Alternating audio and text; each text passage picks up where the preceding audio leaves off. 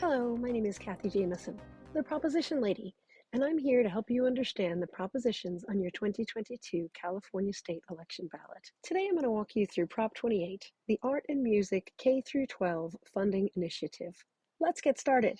Prop 28 is designed to guarantee funding for art and music education in schools. According to the text of the proposed law, quote, studies on educational achievement prove that art and music education improves student learning. In recent years, art and music programs in schools have been declining, and the supporters of Prop 28 want to turn that around and make sure it never happens again. Here's how it works. Each year, schools are given money from California's General Budget Fund, according to the specifics of Prop 98, a 1988 ballot measure that ensured a minimum level of education funding. Prop 28 looks at the amount of funding a school received in the previous fiscal year, then calculates 1% of it and adds that amount of funding to the school for the following fiscal year. That 1% is on top of the regular funds a school will receive through Prop 98. The extra 1% is pulled from the general fund, and the school is required to spend it on arts and music education. So it's extra funding, but it's not a tax or a bond. The money comes from the general budget fund. In addition, Prop 28 allocates a greater proportion of the funds to schools serving economically disadvantaged students, and it requires schools with 500 or more students to use 80% of the funding for employing teachers and 20% for training and materials. Things to consider when deciding how to cast your vote. You may want to vote yes on Prop 28 if you agree that art and music programs are an essential part of a child's development. In 2019, the Brookings Institution completed a study that found, quote, a substantial increase in arts educational experiences has remarkable impacts on students' academic, social, and emotional outcomes.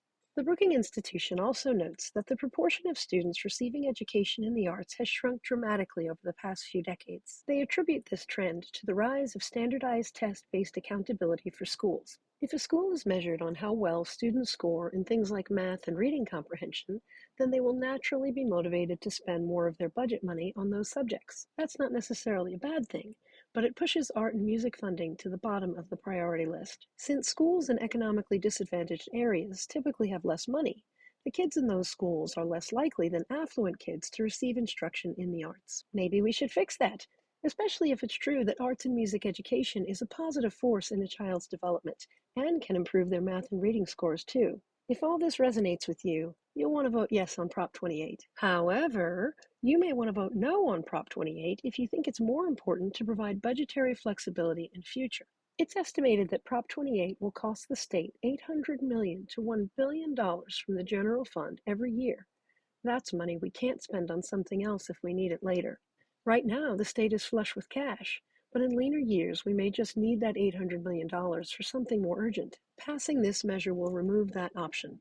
There are very specific requirements for exactly how much money must be allocated and what gets spent where. You may have noticed that a lot of our ballot measures get very specific in how state funds can be used. This creates a complex budgetary environment for the state to navigate and removes our ability to shift monies to different priorities when times are tight. Of course, that's the whole idea, right? To make sure art and music education can't be cut. But you may want to leave complex budget matters to those in the trenches, even if you feel that art and music education is important. If that describes you, vote no on 28. One of the goals of Prop 28 is to increase diversity in the artistic community. If you're a fan of the Oscars, you may have noticed that the industry is predominantly white. Because Prop 28 ensures that every child gets some art and music education, it stands to reason that more people of color will fall in love with the arts and dedicate their careers to it, thus increasing the diversity within the industry. If you feel that diversity in the arts is important, you may want to vote yes on Prop 28. But here's another interesting point about Prop 28. Let's say a school already allocates 1% of its budget to arts and music. That school would be able to spend the Prop 28 money on their current art and music program and then use their original funding for something else. So in that case, the school would get an additional 1% in funding, but the students would not see any difference in their art and music programs. Because of that, some argue that this measure is just a backdoor way to increase school funding. That said, you just may want to backdoor increase school funding. Time to follow the money, folks. There's a political action committee called Yes on 28, Californians for Arts and Music in Schools, which has raised about $9.7 million for this initiative. You will probably recognize some of the contributors to the Yes on 28 campaign, including Katy Perry, Issa Rae, John Lithgow, and Jeff Bridges. I know you like them, but I hope that won't influence your vote. No one has registered or raised any money in opposition. Prop 28 guarantees money for art and music education in California schools. This will likely cost the state $800 million to $1 billion per year. If you think that's the right idea, vote yes.